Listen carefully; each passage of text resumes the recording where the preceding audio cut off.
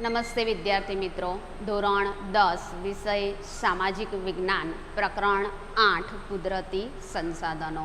હવે આજે આપણે જમીનના પ્રકારો વિશે જોઈશું કે આબોહવા અને માતૃખડકોની કણરચનાને આધારે ભારતમાં દરેક જગ્યાએ જમીન અલગ અલગ પ્રકારની જોવા મળે છે. રંગ, આબોહવા, માતૃખડકોની કણરચના અને એની સાથે સાથે સેન્દ્રિય પદાર્થોનું પ્રમાણ, જેને લીધે જમીન જુદા જુદા પ્રકારની છે. ભારતીય કૃષિ સંસાધન પરિષદ દ્વારા ભારતની જમીનને 8 ભાગમાં વહેંચવામાં આવી છે. કાળી જમીન, રાતી જમીન, કાંપની જમીન, લેટેરાઇટ કે પડખાવ જમીન, પર્વતીય જમીન, રણ પ્રકારની જમીન, જંગલ પ્રકારની જમીન અને દલદલીય જમીન. જેમાં આ જમીનના પ્રકારો વિશે આપણે વિસ્તારથી જોઈશું. તો પહેલું છે કાંપની જમીન, કે ભારતના કુલ ક્ષેત્રફળના 43% ભાગમાં આ કાંપની જમીન આવેલી છે. કાંપની જમીન એ નદીઓએ પાથરેલા ફળદ્રુપ કાંપને આધારે તેની રચના થઈ છે. કે ભારતમાં આ જમીન પૂર્વમાં બ્રહ્મપુત્રા નદીના ખીણ પ્રદેશથી શરૂ કરી અને પશ્ચિમે સતલુજ નદીના ખીણ પ્રદેશ સુધી આ જમીન વિસ્તરેલી છે. તેમજ ઉત્તર ભારતનું મેદાન, દક્ષિણની વાત કરીએ તો નર્મદા, તાપી, મહા, ગોદાવરી, કૃષ્ણા, કાવેરી વગેરે જેવી નદીઓના ખીણ પ્રદેશો, તેમજ જો દક્ષિણ પૂર્વની વાત કરીએ તો દક્ષિણ પૂર્વમાં મહા, ગોદાવરી, કૃષ્ણા, કાવેરી વગેરે જેવી નદીઓના મુખ ત્રિકોણ પ્રદેશમાં, આ મુખ ત્રિકોણ પ્રદેશ એટલે કે નદી જ્યાં સમુદ્રને મળે છે ત્યાં કોઈ ઉચ્ચ ભૂમિ થકી નદી 2 ભાગમાં વહેંચાઈ જાય છે, અને નદી જ્યાં સમુદ્રને મળે છે ત્યાં 2 ભાગમાં વહેંચાય છે, અને જે ત્રિકોણાકાર ભાગની રચના થાય છે જેને આપણે મુખ ત્રિકોણ પ્રદેશ તરીકે ઓળખીએ છીએ. તો દક્ષિણ પૂર્વમાં મહા, ગોદાવરી, કૃષ્ણા, કાવેરી વગેરે જેવી નદીઓના મુખ ત્રિકોણ પ્રદેશમાં આ પ્રકારની જમીન આવેલી છે. આ જમીન નદીઓએ પાથરેલા ફળદ્રુપ કાંપની બનેલી છે. આ જમીનમાં પોટાશ, ફોસ્ફરિક એસિડ, ચૂનાનું પ્રમાણ વધારે હોય છે. જ્યારે આ પ્રકારની જમીનમાં નાઇટ્રોજન અને હ્યુમન્સ એટલે કે વનસ્પતિના મૃત વનસ્પતિના અવશેષો અને મૃત પ્રાણીઓના અવશેષો અને એની સાથે સાથે કે પ્રાણીઓના મળ, જેને આપણે હ્યુમન્સ કહીએ છીએ, તો હ્યુમન્સ અને નાઇટ્રોજનનું પ્રમાણ ઓછું હોય છે. આ કાંપની જમીનમાં કઠોળ વર્ગની વનસ્પતિનો પાક લેવામાં આવે છે, જેને લીધે નાઇટ્રોજનનું પ્રમાણ વધારી શકાય છે. કે કઠોળ વર્ગની વનસ્પતિના મૂળમાં રાઇઝોબિયમ નામના બેક્ટેરિયા હોય છે, અને આ રાઇઝોબિયમ બેક્ટેરિયા એ કઠોળ વર્ગની વનસ્પતિના મૂળમાં ફરીથી નાઇટ્રોજનનું પુનઃનિર્માણ કરે છે, જેને લીધે આ પ્રકારની જમીનમાં કઠોળ વર્ગની વનસ્પતિનો પાક લેવામાં આવે છે. આ ઉપરાંત આ કાંપની જમીનમાં ડાંગર, શેરડી, શણ, કપાસ, મકાઈ, તેલીબિયા વગેરે પાકો પણ લેવામાં આવતા હોય છે. હવે આપણે જમીનનો બીજો પ્રકાર એટલે કે રાતી જમીન વિશે જોઈશું. રાતી જમીન એ લાલ જમીન તરીકે પણ ઓળખવામાં આવે છે. ભારતના કુલ ક્ષેત્રફળના 19% ભાગમાં આ જમીન આવેલી છે. આ જમીન ભારતમાં આ રાતી અથવા લાલ જમીન એ દક્ષિણના દ્વીપકલ્પીય ઉચ્ચ પ્રદેશમાં તમિલનાડુથી શરૂ કરી અને ઉત્તરમાં બુંદેલખંડ એટલે હાલ મધ્યપ્રદેશના ઝાંસીથી નજીક આવેલું છે, તો બુંદેલખંડ સુધી વિસ્તરેલી છે. એની સાથે સાથે પૂર્વમાં રાજમહેલની ટેકરીઓ એટલે કે જે છત્તીસગઢમાં આવેલી છે, તો રાજમહેલની ટેકરીઓ સુધી અને પશ્ચિમે કચ્છ સુધી આ પ્રકારની જમીન વિસ્તરેલી છે. રાજસ્થાનમાં આ જમીન ઉદયપુર, ચિત્તોડગઢ, ડુંગરપુર, બાંસવાડા, ભીલવાડા વગેરે ક્ષેત્રોમાં રાજસ્થાનમાં આ પ્રકારની જમીન આવેલી છે.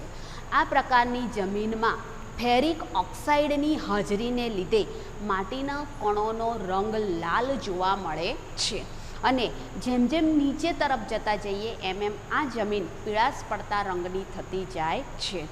આ જમીનમાં ચૂનો, કાંકરા અને કાર્બોનેટ હોતા નથી, અને એની સાથે સાથે મેગ્નેશિયમ, ફોસ્ફેટ, નાઇટ્રોજન અને પોટાશની પણ ઉણપ જોવા મળે છે. રાતી જમીનમાં ઘઉં, બાજરી, કપાસ, જુવાર, અળસી, મગફળી વગેરેની ખેતી કરવામાં આવે છે. હવે એના પછી ત્રીજી જમીન જોઈશું, કાળી જમીન. કે આ કાળી જમીન એ ભારતના કુલ ક્ષેત્રફળના 15% ભાગમાં આવેલી છે. આ જમીન દખ્ખણના લાવાકીય ખડકો અને આબોહવાની અસરને લીધે આ પ્રકારની જમીનની રચના થઈ છે. આ લાવાકીય ખડકો એટલે ઘણા સમય પહેલાં કે જે જ્વાળામુખી વિસ્ફોટન થયેલું છે અને જ્વાળામુખી વિસ્ફોટનને લીધે પૃથ્વીના પેટાળમાં રહેલો મેઘમાં જે બહાર આવ્યો અને એ ઠંડો પડતા લાવારસ જામ થયો છે, જેને લીધે લાવાકીય ખડકોને લીધે આ પ્રકારની જમીનની રચના થયેલી જોવા મળે છે. હવે કાળી જમીન એ દખ્ખણના ઉચ્ચ પ્રદેશમાં, ભારતમાં દખ્ખણના ઉચ્ચ પ્રદેશમાં, મહારાષ્ટ્ર, પશ્ચિમ મધ્યપ્રદેશ, ઓરિસ્સા અને કર્ણાટક વગેરે ભાગોમાં આવેલી છે. આ જમીન ગુજરાતમાં જો વાત કરીએ તો દક્ષિણ ગુજરાતમાં સુરત, નવસારી, ભરૂચ, વડોદરા, ડાંગ, વલસાડ વગેરે જિલ્લાઓમાં આ પ્રકારની જમીન જોવા મળે છે. આ જમીનમાં લોહ, ચૂનો, કેલ્શિયમ, પોટાશ, મેગ્નેશિયમ કાર્બોનેટ અને એલ્યુમિનિયમનું પ્રમાણ અહીંયા વધારે પડતું જોવા મળે છે. આ જમીન ફળદ્રુપ અને ચીકણી છે. આ જમીન જ્યારે લાંબા સમય સુધી ભેજને જાળવી રાખવાની શક્તિ ધરાવે છે અને જ્યારે આ જમીનમાંથી ભેજ સુકાઈ જાય છે ત્યારે આ જમીનમાં તિરાડો પડી જાય છે. આ કાળી જમીન એ કપાસના પાક માટે ઉત્તમ હોવાથી તેને કપાસની જમીન તરીકે પણ ઓળખવામાં આવે છે અને બીજા નામે એને રેગુર જમીન તરીકે પણ ઓળખવામાં આવે છે. આ જમીનમાં કપાસ, મગફળી, અળસી, તમાકુ વગેરેની ખેતી કરવામાં આવે છે. એના પછી છે લેટેરાઇટ જમીન. લેટેરાઇટ જમીન એ પડખાવ જમીનના નામે પણ ઓળખવામાં આવે છે. આ જમીન દખ્ખણના ઉચ્ચ પ્રદેશના ઊંચાણવાળા ભાગોમાં આવેલી છે. હવે આ જમીનમાં માટીના કણોનો રંગ એ લાલ જોવા મળે છે. તો આયર્ન એટલે કે લો ઓક્સાઇડની હાજરીને લીધે આ જમીનના કણોનો રંગ લાલ જોવા મળે છે. આ જમીનનું નિર્માણ સૂકી અને ભેજવાળી આબોહવાના પરિવર્તનને લીધે આ પ્રકારની જમીનની રચના થયેલી છે. આ જમીન જ્યારે ભીની થાય છે ત્યારે માખણ જેવી મુલાયમ હોય છે અને જ્યારે સુકાઈ જાય છે ત્યારે એકદમ સખત એટલે કે કઠણ બની જતી હોય છે. આ જમીનમાં મુખ્યત્વે લોહ તત્વ, એલ્યુમિનિયમ અને પોટાશનું પ્રમાણ વધારે હોય છે, જ્યારે જૈવિક દ્રવ્યોનું પ્રમાણ ખૂબ જ ઓછું જોવા મળે છે, જેને લીધે આ જમીનમાં પાક એટલા બધા સારા લઈ શકાતા નથી. જૈવિક દ્રવ્યોનું પ્રમાણ ઓછું હોવાને લીધે જમીનની ફળદ્રુપતા ઓછી છે અને ઓછી ફળદ્રુપતાને લીધે પાક જોઈએ એટલું ઉત્પાદન મળતું નથી. પરંતુ આ જમીનમાં ખાતર નાખીને પણ ડાંગર, શેરડી, ચા, કોફી, કાજુ વગેરેની ખેતી કરવામાં આવે છે અને આ લેટેરાઇટ જમીન છે એ પડખાવ જમીનના નામે પણ ઓળખાય છે. હવે પછી આપણે જમીનનો પ્રકાર જોઈશું કે રણ પ્રકારની જમીન. આ રણ પ્રકારની જમીન એ રાજસ્થાન, હરિયાણા, દક્ષિણ પંજાબ અને કચ્છ તેમજ ગુજરાતના કેટલાક વિસ્તારોમાં આ પ્રકારની જમીન જોવા મળે છે. આ પ્રકારની જમીનમાં ક્ષારીય તત્વોનું પ્રમાણ વધારે હોય છે અને જૈવિક દ્રવ્યોનું પ્રમાણ ઓછું હોય છે. કે સૂકી અને અર્ધ સૂકી આબોહવાવાળા વિસ્તારોમાં આ પ્રકારની જમીન જોવા મળતી હોય છે. આ પ્રકારની જમીનમાં રેતીના કણોનું પ્રમાણ વધારે હોવાથી રેતાળ અને તે ઓછી ફળદ્રુપ હોય છે. હવે કેટલાક વિસ્તારોમાં આ પ્રકારની રણ પ્રકારની જમીનમાં કેટલાક વિસ્તારોમાં ક્ષાર કણોનું પ્રમાણ ખૂબ જ વધારે હોય છે અને જૈવિક દ્રવ્યોનું પ્રમાણ ખૂબ જ ઓછું જોવા મળે છે.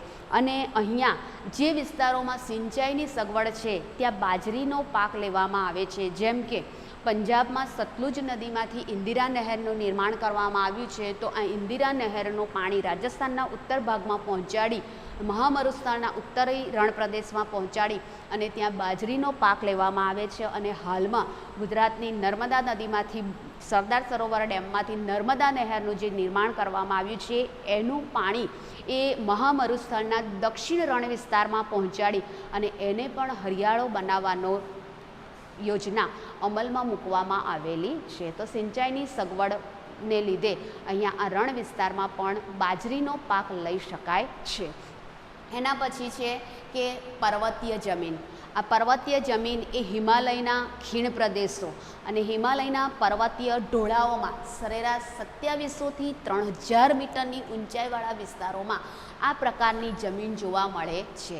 આ પ્રકારની જમીનનું સ્તર છે એ પાતળું અને અપરિપક્વ હોય છે. આ પ્રકારની જમીનમાં જૈવિક દ્રવ્યોનું પ્રમાણ વધારે હોય છે, કારણ કે વનસ્પતિને લીધે વનસ્પતિના પર્ણ જે ખરે છે અને ખરીને જમીન સપાટી ઉપર પડે છે, જેને લીધે જૈવિક દ્રવ્યોનું પ્રમાણ વધારે હોય છે અને ઉપરનો ભાગ જમીનનો કાળાશ પડતા રંગનો જોવા મળે છે. હવે આ પર્વતીય જમીન છે એ જમ્મુ કાશ્મીર, હિમાચલ પ્રદેશ, ઉત્તરાખંડ, અરુણાચલ પ્રદેશ, સિક્કિમ અને દાર્જિલિંગ જેવા વિસ્તારોમાં આ પ્રકારની જમીન જોવા મળે છે. આ પર્વતીય જમીનમાં દેવદાર, ચીડ વગેરેના વૃક્ષો થતા હોય છે. હવે આ જંગલોવાળા વિસ્તારોને લીધે અહીંયા જૈવિક દ્રવ્યોનું પ્રમાણ વધારે છે, કારણ કે વનસ્પતિના પર્ણ ખરીને જમીન પર પડે છે, જેને લીધે જૈવિક દ્રવ્યો વિશેષ પ્રમાણમાં જોવા મળે છે.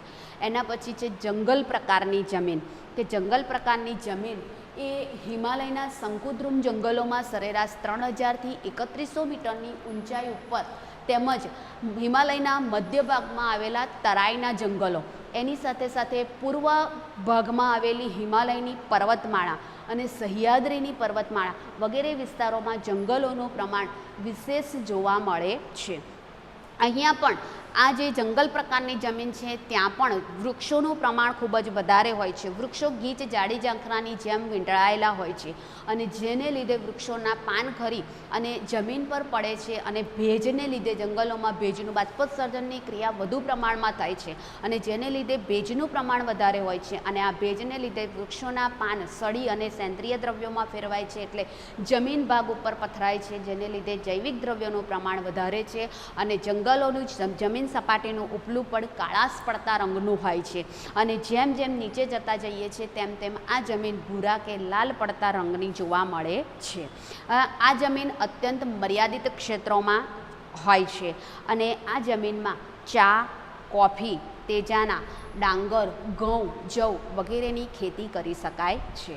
એના પછી છેલ્લી છે કે દલદલીય જમીન, જે પીટ પ્રકારની જમીનના નામે ઓળખવામાં આવે છે, કે ભેજવાળા વિસ્તારોમાં જૈવિક પદાર્થોના સંગ્રહથી આ પ્રકારની જમીનનું નિર્માણ થાય છે. અહીંયા આ પ્રકારની જમીનમાં જૈવિક દ્રવ્યો, જૈવિક પદાર્થો અને ક્ષારોની અધિકતા હોય છે અને ફોસ્ફરસ અને પોટાશની ઉણપ જોવા મળે છે. ચોમાસાની ઋતુમાં આ જમીન પાણીથી ભરાયેલી રહે છે અને પાણી ઓસરતા એટલે કે ધીમે ધીમે પાણી ઓછું થતાં ચોમાસાની ઋતુ બાદ જેમ જેમ પાણી ઓછું થાય છે એમ એમ આ જમીનમાં ડાંગરની ખેતી કરવામાં આવે છે. આ પ્રકારની જમીન એ ઓરિસ્સા, પશ્ચિમ બંગાળ, તમિલનાડુ, આંધ્રપ્રદેશના દરિયા કિનારાના વિસ્તારોમાં આ પ્રકારની જમીન જોવા મળે છે અને એની સાથે સાથે ઉત્તર બિહારના મધ્ય ભાગમાં કે જે કોસી, ગાગરા અને ગંડક નદીઓનો જે વિસ્તાર છે ત્યાં પણ આ પ્રકારની જમીન જોવા મળે છે અને એની સાથે સાથે કે ઉત્તરમાં ઉત્તરાખંડના અલ્મોડા જિલ્લામાં પણ આ દલદલીય જમીન જોવા મળે છે અને દલદલીય જમીન એ પીટ પ્રકારની જમીનના નામે ઓળખવામાં આવે છે અને આ દલદલીય જમીન એ પણ ભારતના અમુક જ ક્ષેત્રોમાં જોવા મળે છે. આમ અહીંયા આજે આપણે આ જમીનના પ્રકારો પૂરા થયા.